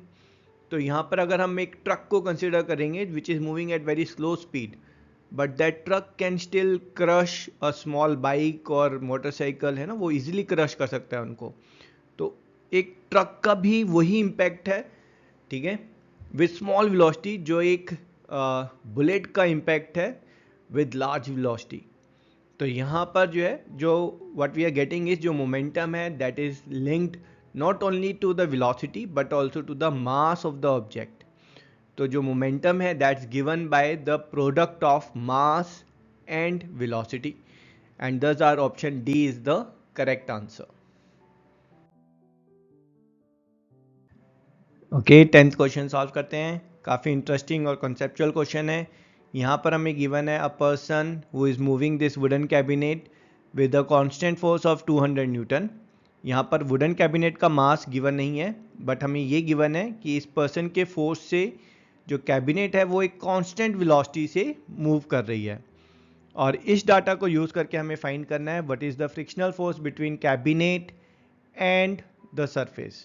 तो कैबिनेट और सरफेस के बीच में कितना फ्रिक्शनल फोर्स एक्ट कर रहा है। तो यहाँ पर हमें अगर गिवन है कि भाई वेलोसिटी जो है वो चेंज नहीं हो रही है, वेलोसिटी कांस्टेंट है, तो इसका मतलब है एक्सेलरेशन जो है rate of change of velocity that is zero. भाई वेलोसिटी अगर फिक्स है और मैं आपसे पूछूं कि वेलोसिटी जो है वो किस स्पीड से चेंज हो रही है, your answer will B zero. Sir acceleration जो है वो जीरो है। अच्छा, अब अगर हम बात करें कि भाई ये जो कैबिनेट है इसके ऊपर कितना फोर्स लग रहा है, ठीक है, तो खाली ये पर्सन का फोर्स नहीं लग रहा है ना, फ्रिक्शनल फोर्स भी लग रहा है। तो जो टोटल फोर्स है that can be calculated as mass times of acceleration. भाई कैबिनेट पे कितना फोर्स लग रहा है वो डिसाइड करेगा कि कैबिनेट का मास कितना है और कैबिनेट की स्पीड किस स्पीड से चेंज हो रही है, that is acceleration. But speed तो चेंज ही नहीं हो रही इसकी, एक्सेलरेशन तो जीरो है। इसका मतलब है कैबिनेट पे फोर्स जो है वो जीरो लग रहा है ना। ना, हम ऐसे नहीं बोलेंगे कि कैबिनेट पर जीरो फोर्स लग रहा है, हम बोलेंगे कि कैबिनेट पर नेट फोर्स जो है वो जीरो लग रहा है। यहाँ पर ये जो फोर्स है ना, ये नेट फोर्स होता है। So will say that the net force acting on the cabinet is zero. भाई नेट फोर्स जीरो है, इसकी वजह से इसकी स्पीड या वेलोसिटी चेंज नहीं हो रही है, ठीक है ना। और ये नेट फोर्स जीरो कब है? जब आपका जो यहाँ पर जो फ्रिक्शनल फोर्स है, वो फ्रिक्शनल फोर्स इस बंदे के फोर्स के इक्वल भी होगा और उसके अपोजिट भी होगा। मतलब इस पर्सन का फोर्स लेफ्ट में जा रहा है तो फ्रिक्शनल फोर्स राइट में जाएगा, और ये 200 न्यूटन लगा रहा है तो फ्रिक्शन फोर्स भी 200 न्यूटन लगाएगा, है ना। और ये फोर्स आपस में कैंसिल करेंगे, नेट फोर्स जीरो होगा, इसीलिए जो है इसकी वेलोसिटी चेंज नहीं हो रही है। And that's will say that जो फ्रिक्शनल फोर्स है, क्योंकि उसकी डायरेक्शन अपोजिट है, हमने ओरिजिनल पर्सन के फोर्स को अगर पॉजिटिव लिया है तो फ्रिक्शन के फोर्स को हमें नेगेटिव लेना पड़ेगा। ये नेगेटिव साइन किसी और चीज़ को डिनोट नहीं कर रहा है, ये सिर्फ शो कर रहा है कि ये अपोजिट डायरेक्शन में है। किसके अपोजिट है? कि कैबिनेट के, जहाँ पर कैबिनेट जिस डायरेक्शन में मूव कर रही है उसके अपोजिट में हमारा फ्रिक्शनल फोर्स लग रहा है। So our final answer will be thus the frictional force between the cabinet and the surface is negative 200 Newton, and that's our answer. Okay, question 11 काफ़ी इंटरेस्टिंग क्वेश्चन है। तो यहाँ पर हमें गिवन है कि एक टीचर ने स्टूडेंट से पूछा कि भाई जब आप एक बड़े से ट्रक को पुश करते हैं तो ऐसा क्यों होता है कि वो ट्रक जो है वो आगे की तरफ मूव नहीं करता। देन द स्टूडेंट रिप्लाइड कि sir, Newton's third law of motion के according each and every action has equal and opposite reaction. तो ट्रक के ऊपर जो है दो इक्वल फोर्सेस लग रहे हैं और दोनों अपोजिट डायरेक्शन में लग रहे हैं, इसलिए जो है वो ट्रक मूव नहीं करता है। तो यहाँ पर क्वेश्चन इज सेइंग कि क्या स्टूडेंट का कमेंट और रीजनिंग और लॉजिक सही है। So let's check our answer. तो यहाँ पर भाई सबसे पहले जानते हैं कि जो स्टूडेंट ने न्यूटन्स का थर्ड लॉ कोट किया है तो वो थर्ड लॉ क्या बोलता है। तो न्यूटन का थर्ड लॉ बोलता है कि भाई अगर आप किसी चीज़ को पुश करेंगे, तो यहाँ पर अगर आप ट्रक को पुश कर रहे हैं तो इन रिटर्न अगर आपने ट्रक को 50 न्यूटन से पुश किया है तो ट्रक भी आपको 50 न्यूटन से पुश करेगा, ठीक है ना। आप जितना फोर्स ट्रक पे लगाएंगे ट्रक भी उतना ही फोर्स आपके ऊपर लगाएगा। तो ये जो है यहाँ पर अगर आपने जो है यहाँ पर शूज़ के नीचे जो है स्केट्स पहने होते, तो जब आपने ट्रक पे फोर्स लगाया तो ट्रक का फोर्स आपको पीछे की तरफ पुश करता है and you would have started moving back. आप पीछे क्यों नहीं मूव कर रहे हैं? क्योंकि आपने स्केट्स नहीं पहने हुए ना, यहाँ पर जो फ्रिक्शन है दैट इज होल्डिंग यू। तो न्यूटन का जो थर्ड लॉ है उसमें जो दोनों फोर्स लग रहे हैं वो दोनों अलग अलग बॉडी पर लग रहे हैं। आप ट्रक के ऊपर फोर्स लगा रहे हैं और ट्रक जो है वो आपके ऊपर फोर्स लगा रहा है। ये दोनों फोर्स जो है वो सेम बॉडी पर नहीं लग रहे हैं, डिफरेंट डिफरेंट बॉडीज पर लग रहे हैं, तो ये कैंसिल नहीं होते हैं, है ना। अब यहाँ समझे, आप अगर स्केट्स पहने होते आपने तो आप पीछे की तरफ मूव करते। अगर यहीं पर हमने ट्रक के टायर्स के नीचे जो है स्केट बोर्ड्स लगा दिए हैं और जब आप फिर ट्रक को मूव कर रहे हैं, पुश कर रहे हैं, तो ट्रक जो है it will start moving ahead. तो हुआ क्या, आपने जो है वो ट्रक का जो फ्रिक्शन था उसको आपने कम कर दिया। तो यहाँ पर आप जानते हैं कि एक्चुअल रीज़न क्या था जब आपने ट्रक को पुश किया और ट्रक जो है वो मूव नहीं किया। तो उसका रीज़न था जब आप ट्रक को पुश करते हैं तो ट्रक का जो टायर्स और सरफेस के बीच में जो है there is a static frictional force, ठीक है। फ्रिक्शनल फोर्स दो होते हैं, स्टैटिक एंड काइनेटिक। काइनेटिक है जब कोई चीज़ मूव कर रही है तब कितना फ्रिक्शन है, दैट्स मोर और लेस कांस्टेंट। स्टैटिक होता है जब कोई चीज़ स्टेशनरी है, ठीक है, तो आप उसके ऊपर जब फोर्स लगा रहे हैं तो that is static frictional force. आप उस पर 5 न्यूटन फोर्स लगाएंगे तो static frictional force will be 5 Newton, वो आपके फोर्स को काउंटर कर रहा है स्टैटिक, ठीक है। आपने 10 न्यूटन लगाया, स्टैटिक विल बी 10 न्यूटन, आपने 15 तो static will be 15 Newton. Let's say 100 Newton force पे जो है फ्रिक्शन फोर्स ओवरकम हो जाता है, तो उसके बाद जो फ्रिक्शनल फोर्स होगा वो काइनेटिक होगा। तो यहाँ पर जितना फोर्स आप जो है ट्रक पर लगा रहे हैं उतना ही स्टैटिक फ्रिक्शनल फोर्स जो है वो जनरेट हो रहा है और अपोजिट डायरेक्शन में। तो ट्रक के ऊपर जो नेट फोर्स है वो जीरो लग रहा है, इसलिए ट्रक मूव नहीं कर रहा है ना। जितना फोर्स आपने लगाया और उसका same magnitude but opposite direction में जो है वो स्टैटिक फ्रिक्शनल फोर्स लगेगा और दोनों आपस में कैंसिल कर जाएंगे, net force will be zero. और यही न्यूटन्स का फर्स्ट लॉ भी बोलता है कि किसी भी ऑब्जेक्ट के ऊपर जब तक फोर्स नहीं लगेगा, फोर्स का मतलब है जब तक कोई नेट फोर्स, कोई अनबैलेंस फोर्स नहीं लगेगा, उसका मोशन चेंज ही नहीं होगा। तो ट्रक के ऊपर जब तक अनबैलेंस फोर्स नहीं लगेगा तब तक उसका मोशन चेंज नहीं होगा। और यहाँ पर जो है आपने जो फोर्स लगाया और जो फ्रिक्शन फोर्स था, दोनों ने एक दूसरे को काउंटर करके they have made net force as zero and that's our answer. Okay, 12th question solve करते हैं। यहाँ पर हमें गिवन है एक हॉकी बॉल जिसका मास है 200 ग्राम, moving at 10 metre per second. उसको हमने हॉकी स्टिक से मूव हिट किया है, उसकी जो डायरेक्शन है वो रिवर्स हो गई है और अब वो मूव कर रही है at speed of, that ball is moving at speed of 5 metre per second. हमें बताना है कि उस बॉल का मोमेंटम कितना चेंज हुआ है। तो स्टार्ट करेंगे हमारे मोमेंटम के फॉर्मूला से। Momentum is mass times of velocity. यहाँ पर मास जो है वो हमें गिवन है 200 ग्राम। और ये आप हमेशा ध्यान रखें कि जो सारी यूनिट्स हैं वो आप केजी, मीटर और सेकंड है ना, MKS सिस्टम। MKS में M is metre, K is kg and time is second, ताकि सारी यूनिट्स आपस में मैच करें। इसलिए हम हमेशा मास को केजी में कन्वर्ट करेंगे, कोई भी डिस्टेंस है उसको मीटर में, और टाइम हमेशा सेकंड में। तो यहाँ पर मास जो है दैट इज़ 0.2 kg। इसकी जो इनिशियल वेलोसिटी थी बॉल की दैट्स 10 मीटर पर सेकेंड, और जो फाइनल वेलोसिटी है उसको हम v एज्यूम कर रहे हैं। Final velocity is not 5 metre per second, velocity vector quantity है, हिट करने पर डायरेक्शन जो है वो रिवर्स हुई है, तो final velocity will be -5 metre per second. अब बात करते हैं हम अपने इनिशियल मोमेंटम की। सबसे पहले जो है initial momentum is your mass times of velocity. Mass जो है वो कितना है, दैट इज 0.2, u इज 10, तो initial momentum is coming as 2 kg metre per second. Same way final momentum, यहाँ पर हमारा मास तो सेम है 0.2 बट वेलोसिटी होगी -5। Final momentum is -1 kg metre per second. तो मोमेंटम भी एक वेक्टर क्वांटिटी है। तो जो चेंज इन मोमेंटम है, change in momentum is final momentum minus initial, that is -1 subtracting 2 from it will get -3 kg metre per second. तो यहाँ पर हमारा जो फाइनल आंसर होगा उसमें ये जाने कि जो नेगेटिव साइन है दैट्स रिप्रेजेंटिंग कि जो ऑब्जेक्ट है उसकी डायरेक्शन चेंज हो चुकी है। तो हमारा जो फाइनल आंसर होगा, change in momentum of hockey ball is -3 kg metre per second and that's our answer. Okay, 13th question solve करते हैं। सबसे इंटरेस्टिंग न्यूमेरिकल है इस चैप्टर का।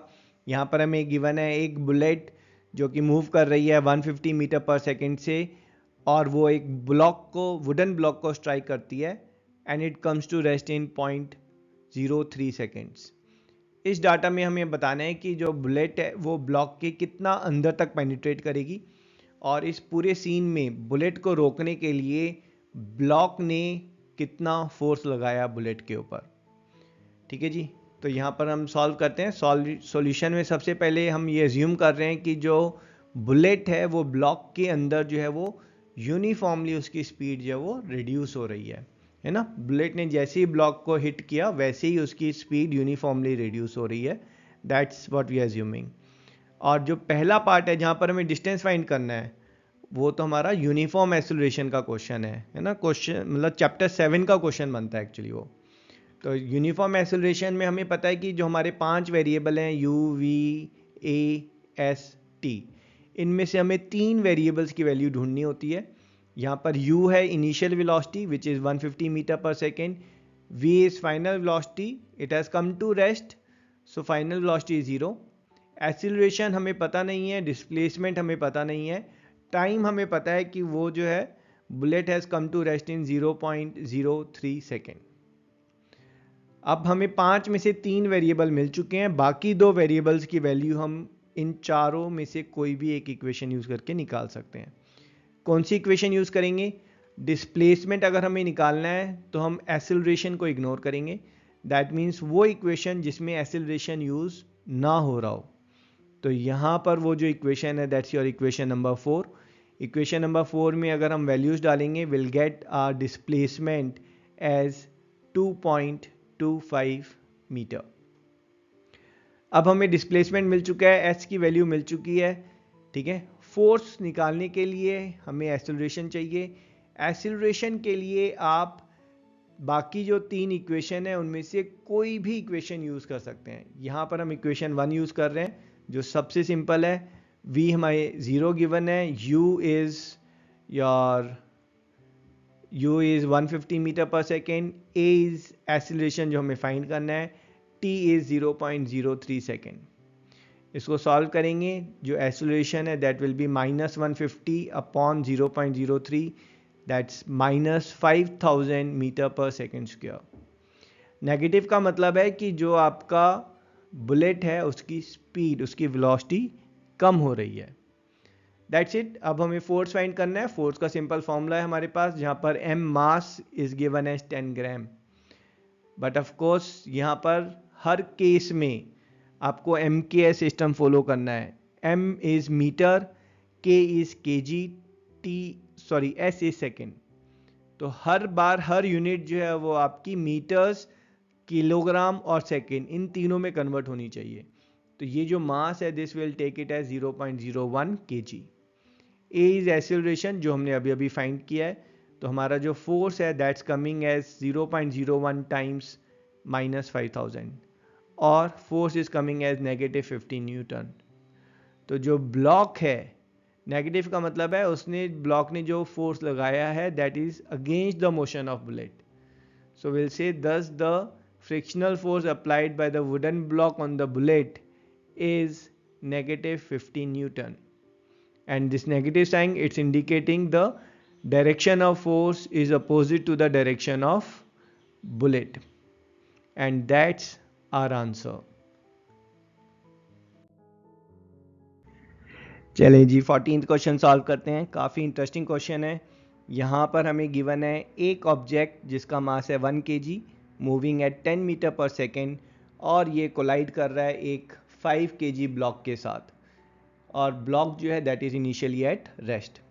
कोलिजन के बाद जो है this object get stuck to the block, और ये दोनों कंबाइंड मिलाकर जो है they start moving ahead with velocity v। और हमें ये वेलोसिटी ही फाइंड करनी है कि इन दोनों की जो फाइनल वेलोसिटी है कोलिजन के बाद वो कितनी होगी। तो यहाँ पर पहला तो हम एक अज्यूम कर रहे हैं कि ये जो सरफेस है the surface is frictionless surface, और दूसरा यहाँ पर जो है इसको सॉल्व करने के लिए हम यूज़ करेंगे law of conservation of momentum, विशेष कि जो किस सिस्टम होता है उसका जो टोटल मोमेंटम है वो फिक्स होता है। सिस्टम में अगर ऑब्जेक्ट आपस में कोलाइड कर रहे हैं तब भी सिस्टम का टोटल मोमेंटम फिक्स रहेगा। दैट इज कि अच्छा पहले तो यहाँ देखते हैं कि जो मोमेंटम है उसका हमारा फॉर्मूला होता है मास टाइम्स वेलोसिटी, और यहाँ पर अगर हम p इनिशियल मोमेंटम की बात करेंगे तो हम बात कर रहे हैं मोमेंटम बिफोर कोलिजन, ठीक है। ये जो बिफोर कोलिजन का मोमेंटम है that will be equal to momentum after collision. तो पहले before collision this momentum is momentum of this object plus momentum of this block, ठीक है। मोमेंटम का यहाँ फॉर्मूला लगाएंगे that is mass times velocity. So we are getting momentum before collision is m1u1 plus m2u2। अब यहाँ पर m1 क्या है, m1 जो है वो इस ऑब्जेक्ट का मास है विच इज़ 1 kg। u1 क्या है, वो इसकी वेलोसिटी है which is 10 metre per second. m2 is mass of this block which is 5 kg। u2 is velocity of this block which is given as 0, है ना। ब्लॉक जो है वो रेस्ट पर था हमारा। तो ये जो वैल्यूज़ हैं ये हम इस फॉर्मूले में डालेंगे। तो will get initial momentum that's momentum before collision is your 1 times 10 plus 5 times 0, so that is 10 kg metre per second. अब जो हमारा law of conservation of momentum बोलता है कि ये जो ऑब्जेक्ट है, ब्लॉक है, even if they explode, they collide, whatever may happen, total momentum will still remain same। तो यहाँ पर इस पर्टिकुलर केस में जो है ये दोनों जो है कोलाइड होने के बाद स्टक हो गए हैं, तो हम यहाँ पर रिज्यूम कर रहे हैं कि कोलाइड होने के बाद जब स्टक हुए हैं तो इनकी जो वेलोसिटी है that's v metre per second. तो कोलिजन के बाद जो मोमेंटम होगा, तो ध्यान से देखें, जो मोमेंटम है उसका फॉर्मूला सेम है, मास times velocity. Only thing is यहाँ पर जो मास है वो अब m1 प्लस m2 है ना, इन दोनों का कंबाइंड मास हो गया है, और जो वेलोसिटी है दैट्स v। तो यहाँ पर वैल्यूज डालेंगे, m1 mass of this object 1 kg, m2 is 5 kg, so this is 1 plus 5 times v। v तो हमें फाइंड करना है ना, दैट्स इट। अब यहाँ पर law of conservation of momentum हम अपना लगाएंगे। सो वी गेट जो इनिशियल मोमेंटम है that's equals to final momentum. Initial momentum that is this 10 kg metre per second, final momentum that is this 6v।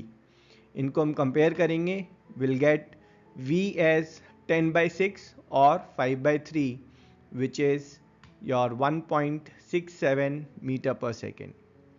And our last statement, end statement, thus the final velocity of this combined mass is 1.67 meter per second, and that's our answer. Okay, 15th question solve करते हैं। यहाँ पर हमें given है एक object जिसका मास है 100 kg और वो यूनिफॉर्मली एक्सेलरेट कर रहा है, उसकी वेलोसिटी इंक्रीज कर रही है 5 मीटर पर सेकेंड से 8 meter per second in 6 second. अब यहाँ पर हमें फाइंड करना है initial momentum, final momentum, and ये जो वेलोसिटी जो चेंज हुई है, इस वेलोसिटी को चेंज करने के लिए हमने ऑब्जेक्ट पर कितना फोर्स लगाया। तो यहाँ पर सबसे पहले हम स्टार्ट करेंगे with what given to us. So initial velocity को हम u ले रहे हैं। Initial velocity is given as 5 metre per second, final velocity that's given as 8 meter per second, mass is given as 100 kg and time period is given as 6 second. So this is what initial data is given to us. Find क्या करना है हमें, initial momentum. तो momentum का formula that's mass times velocity. Initial momentum में हम initial velocity लेंगे, तो momentum p initial is mass into initial velocity, that's 100 times of 5 और 500 kg मीटर पर सेकेंड। और final momentum will be m times of v, that is mass into final velocity, और 100 times of 8 और 800 kg metre per second. Question का second part हमें find करना है magnitude of force. तो यहाँ पर हम फोर्स जो है दो वे में फाइंड कर सकते हैं। First is using the formula your force is change of momentum per unit of time और rate of change of momentum. Second formula is force is mass into acceleration. वैसे तो दोनों फॉर्मूला आपस में लिंक्ड है, ये जो मास इनटू एक्सेलरेशन है ये इसी डेफिनेशन से आया है कि force is change in momentum per unit of time, but ठीक है हम यहाँ पर थोड़ा सा मतलब अलग अलग करके उसको सॉल्व कर रहे हैं। तो चेंज इन मोमेंटम, तो चेंज इन मोमेंटम तो है हमारा final momentum minus initial momentum. Final 800 है, इनिशियल 500 है, तो 800 minus 500 that's 300 kg metre per second. तो फोर्स कितना हो गया, force is change in momentum per unit of time, और टाइम कितना है 6 second, so 300/6 that is 50 Newton. तो ये जो 100 kg का ऑब्जेक्ट है इस पर जब 50 न्यूटन का फोर्स लगेगा तो उसकी वेलोसिटी 5 मीटर पर सेकेंड से इंक्रीज होकर 8 मीटर पर सेकेंड होगी इन 6 seconds. Second formula is force is mass into acceleration. So acceleration is change of velocity per unit of time, v minus u by t. यहाँ पर value डालेंगे, v is 8, u is 5, t is 6। तो acceleration जो है वो आपका आ जाएगा 0.5 metre per second square. सो हमारे फॉर्मूले में डालेंगे, फोर्स कितना हो जाएगा, mass is 100, so force is 100 times of 0.5 which is 50 Newton. And सबसे इंपॉर्टेंट हमारा जो एंड स्टेटमेंट है, दस ये जो ऑब्जेक्ट है इसका इनिशियल मोमेंटम जो है that is 500 kg metre per second, final momentum is 800 kg metre per second, and the force which was exerted on the object is 50 Newton, and that's our answer. चलिए जी 16th question solve करते हैं। Concept wise काफ़ी interesting question है। यहाँ पर हमें given है एक car which is going at high speed, उसका कोलिजन हो जाता है एक छोटे से इंसेक्ट के साथ, और ये इंसेक्ट जो है विंडशील्ड के साथ टकराकर उसी पर चिपक जाता है। इस सिचुएशन को फिजिक्स के पॉइंट ऑफ व्यू से 3 फ्रेंड्स इवेलुएट कर रहे हैं, that is Kiran, Akhtar and Rahul. जहाँ पर किरण जो है इज सेइंग कि जो आपका मोमेंटम जो चेंज हुआ है वो इंसेक्ट के केस में ज़्यादा चेंज हुआ है, क्योंकि इसकी वेलोसिटी जो है वो रिवर्स हो गई है, और जबकि कार की वेलोसिटी चेंज नहीं हुई है। अख्तर जो है ही सेइंग कि जो कार है वो ज़्यादा वेलोसिटी से जा रही थी, तो इंसेक्ट के ऊपर ज़्यादा फोर्स लगा है कार के कंपेरेटिवली, और इसीलिए जो है इंसेक्ट की डेथ हो गई है। ठीक है। राहुल ही सेइंग कि नहीं नहीं नहीं, जो कार और इंसेक्ट है दोनों ने एक दूसरे के ऊपर इक्वल फोर्स लगाया है, और दोनों का जो मोमेंटम चेंज हुआ है वो इक्वल इन मैग्नीट्यूड है। ठीक है। तो इन तीनों के इस कमेंट्स पर हमें अपनी सजेशंस देनी है। नहीं, हमें इन तीनों के सजेशंस पर जो है वो कमेंट करना है। चलिए जी, पहले जो है किरण की सजेशन चेक करते हैं। किरण की सजेशन जो है of course it is false, क्योंकि यहाँ पर किरण ही सेइंग कि जो इंसेक्ट है उसका मोमेंटम जो है वो ज़्यादा चेंज हुआ है, जबकि फिज़िक्स में कंजर्वेशन ऑफ मोमेंटम है ना, इट सेज कि जो इनिशियल मोमेंटम है और जो फाइनल मोमेंटम है वो सेम रहता है सिस्टम का। तो अगर कुछ मोमेंटम जो है वो अगर इंसेक्ट ने लॉस किया है तो वो मोमेंटम कार ने पक्का गेन किया होगा, है ना। And that's how conservation of momentum gets hold of. ठीक है। तो जो मोमेंटम इंसेक्ट ने लॉस किया है वो कार ने गेन किया है, तो दोनों का जो चेंज इन मोमेंटम है उसका मैग्नीट्यूड सेम रहेगा। अच्छा, कार का जो चेंज इन मोमेंटम है वो हमें रेडिली विजिबल नहीं होता है। ठीक है। मोमेंटम का जो हमारा फॉर्मूला है that is change in momentum is mass times change in velocity. Car के केस में मास जो है वो इतना हाई है कि जो चेंज इन वेलोसिटी है वो नेग्लिजिबल हो जाती है। आप इस बात को समझिए, चेंज इन मोमेंटम जो है वो बहुत छोटी क्वांटिटी है यहाँ पर। इंसेक्ट के केस में मास थोड़ा छोटा सा ही है तो चेंज इन वेलोसिटी हाई है। कार के केस में मास इज वेरी हाई, तो वो जो चेंज इन वेलोसिटी है वो नेग्लिजिबल है, barely you can make it out. ठीक है। वेलोसिटी चेंज जरूर होगी, but that amount of velocity change will be negligible, very very very small, और इसलिए जो है we are not able to make it out. But definitely है ना, मोमेंटम जरूर चेंज हो रहा है, जो इंसेक्ट का जितना मोमेंटम चेंज होगा उतना ही कार का भी होगा। ओके, सेकंड स्टेटमेंट हमारी अख्तर की है। अख्तर की स्टेटमेंट भी of course it is false. ठीक है। अख्तर की स्टेटमेंट फॉल्स क्यों है? क्योंकि हमारा जो थर्ड लॉ ऑफ मोशन है वो क्लियरली बोलता है कि each and every action has equal and opposite reaction. मतलब जितना फोर्स कार ने इंसेक्ट के ऊपर लगाया उतना ही फोर्स, एग्जैक्टली सेम फोर्स जो है इंसेक्ट भी कार पे लगाएगी, सिर्फ उस फोर्स की डायरेक्शन अपोजिट होगी। So both will apply equal force on each other, जो कार ने इंसेक्ट पे लगाया और जो इंसेक्ट ने कार पे लगाया। ओनली थिंग इज, अगर आप केयरफुली देखेंगे जो हमारा फोर्स का फॉर्मूला होता है F=ma, तो यहाँ पर इंसेक्ट का देखो फोर्स तो फिक्स है, अगर इंसेक्ट का मास लेंगे तो वो बहुत ही कम है, तो उसका एक्सेलरेशन वो ज़्यादा हो जाएगा, है ना। प्रोडक्ट तो हमारा फिक्स है F। कार के केस में जो मास है वो बहुत ज़्यादा है, तो एक्सेलरेशन बहुत छोटा सा होगा। ठीक है ना। कार के केस में मास जो है वो is very large, so acceleration will be too small to be noticeable. और इंसेक्ट के केस में m is very very small, so उसका जो एक्सेलरेशन है वो रेडिली विजिबल हो जाता है। ठीक है। तो अख्तर की भी स्टेटमेंट फॉल्स है। Let's come back to now Rahul. Rahul की जो स्टेटमेंट है कि दोनों car and insect they will experience same force, yes, by Newton's third law of motion car and insect would apply equal and opposite force on each other. And second is change in momentum, so yes, by law of conservation of momentum. ठीक है। दोनों जो है एक दूसरे, जो change in momentum होगा that will be equal, है ना, ताकि जो इनिशियल और फाइनल मोमेंटम वो इक्वल रह सके। एंड फ्रॉम अगर हम फोर्स के फॉर्मूला से देखेंगे तो फोर्स का हमारा फॉर्मूला होता है rate of change of momentum. तो force is mass into acceleration तो होता ही है, ठीक है, बट डेफिनेशन से this also is the formula.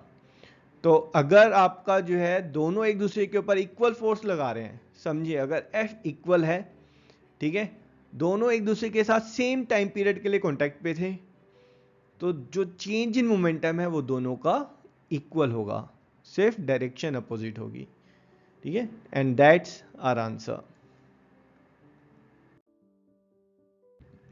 Okay, let's check the last question of our exercise. यहाँ पर हमें फाइंड करना है कि अगर एक 10 kg का जो डंबल है वो 80 सेंटीमीटर की हाइट से अगर गिरता है तो वो कितना जो मोमेंटम है वो फ्लोर में ट्रांसफ़र करेगा। और इस कैलकुलेशन के लिए हमें यूज़ करना है एक्सेलरेशन को 10 मीटर पर सेकेंड स्क्वायर से। तो हमारा जो मोमेंटम है, मोमेंटम का जो फॉर्मूला होता है that's mass times of velocity. अब कंजर्वेशन ऑफ मोमेंटम बोलता है कि जिस मोमेंटम से डंबल जो है वो फ्लोर को हिट करेगा उतना ही मोमेंटम जो है वो फ्लोर में ट्रांसफ़र हो जाएगा because of conservation of momentum. तो सबसे पहले हम ये फाइंड करते हैं कि फ्लोर को हिट करने से जस्ट पहले डंबल में कितना मोमेंटम था। उसके लिए हमें फाइंड करनी पड़ेगी डंबल की जो फाइनल वेलोसिटी है, और फाइनल वेलोसिटी के लिए हम यूज़ करेंगे हमारे जो मोशन के कॉन्सेप्ट्स हैं। क्योंकि ये एक्सीलरेटेड मोशन है, so we are dealing with our 5 hot favourite variables that is U, V, A, S, T। इन 5 में से हमें 3 वेरिएबल्स की पहले वैल्यू निकालनी है। तो चलिए जी ढूंढते हैं values. U is initial velocity that 0 metre per second, V is final velocity, ये तो हमें फाइंड ही करनी है, A इज एक्सीलरेशन, ये गिवन है 10 metre per second square, S is displacement that's 80 centimeter. ना ओनली थिंग इज कि जब आप यहाँ पर सिस्टम में डील करते हैं तो सारी यूनिट्स जो हैं वो मीटर, किलोग्राम एंड सेकेंड इसमें कन्वर्ट करते हैं। तो 80 centimetre is 0.8 metre. Time, sorry we are not aware of it, and हमें टाइम चाहिए भी नहीं। अब यहाँ पर जो है हमारे पास 3 वेरिएबल्स की वैल्यू गिवन है, फोर्थ हमें फाइंड करना है। तो हमारे पास जो मोशन की जो एक्सीलरेटेड मोशन की जो इक्वेशंस हैं इनमें हमें वो इक्वेशन ढूंढनी है जिसमें t जो है वो यूज़ नहीं हो रहा है। तो यहाँ पर इक्वेशन नंबर 3 सेटिस्फाइंग इट। तो इक्वेशन 3 हम यहाँ लगाएंगे, v square is u square plus 2as। Values डालते हैं, so will get here v square is 0 square plus 2 times of 10 times 0.8, v square that 16, v that is 4 metre per second. तो dumbbell की speed just before hitting the floor is 4 metre per second. तो जो dumbbell है उसका momentum कितना होगा, that is mass times of velocity, और mass is 10, velocity is 4, so momentum is 40 kg metre per second. अब कंजर्वेशन ऑफ मोमेंटम क्या बोलता है कि भाई मोमेंटम जो है it can neither be created nor destroyed. किसी भी सिस्टम का मोमेंटम कंजर्व रहेगा। अगर डंबल गिरने के बाद रुक गया उसका मोमेंटम तो ज़ीरो हो गया। तो अगर उसका मोमेंटम ज़ीरो हो गया तो ये जो 40 kg मीटर पर सेकेंड है ये कहाँ जाएगा, this will get transferred to the floor, ठीक है। So the momentum transfer to the floor by dumbbell is 40 kg metre per second. But अगर सोचेंगे तो फ्लोर तो में मूव करता हुआ नजर नहीं आ रहा है। तो बेटा जो फ्लोर है दैट्स पार्ट ऑफ अर्थ, और अर्थ का मास जो है वो बहुत बड़ा है। भाई अगर P को मैं 40 डालूं लेकिन अर्थ का mass that's 5 times of 10 raise to power 24। तो उस रिस्पेक्ट में V जो है that's too small to be measured also, ठीक है। तो मोमेंटम जरूर जो है वो ट्रांसफर हो रहा है, बट उस ट्रांसफर ऑफ मोमेंटम में जो चेंज इन वेलोसिटी है दैट्स नेग्लिजिबल, ठीक है जी, and that's our answer. I hope you enjoyed the video and all the solutions are crystal clear to you. I will see you in next video. Till then, tata, bye bye.